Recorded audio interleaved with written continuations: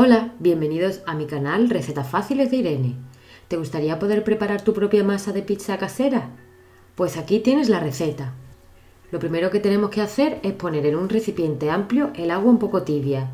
El agua no debe de estar demasiado caliente ni tampoco muy fría, porque aquí vamos a disolver la levadura y por ello debe de estar un poco caliente.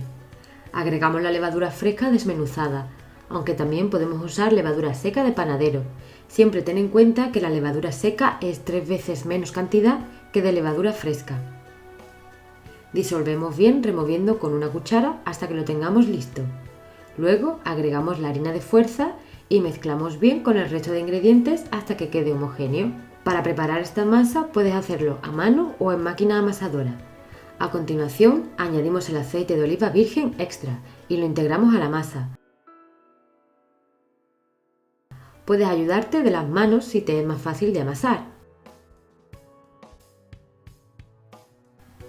Al final del todo le vamos a poner la sal. Es mejor agregarla lo más separado posible de la levadura porque la sal le quita el efecto a la levadura y eso no nos interesa. Tendremos que evitarlo en la medida de lo posible.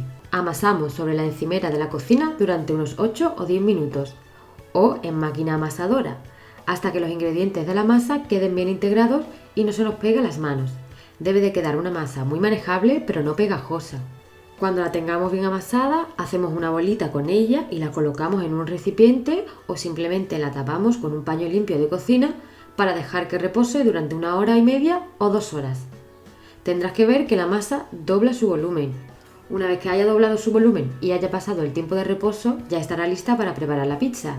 La podemos amasar con las propias manos o con un rodillo de cocina. Y ya luego los ingredientes que prefieras. ¿Cuál es tu pizza favorita? Si te ha gustado, dale a me gusta y comparte con tus amigos y familiares para que también puedan hacer pizza casera. Nos vemos en el próximo vídeo. ¡Chao!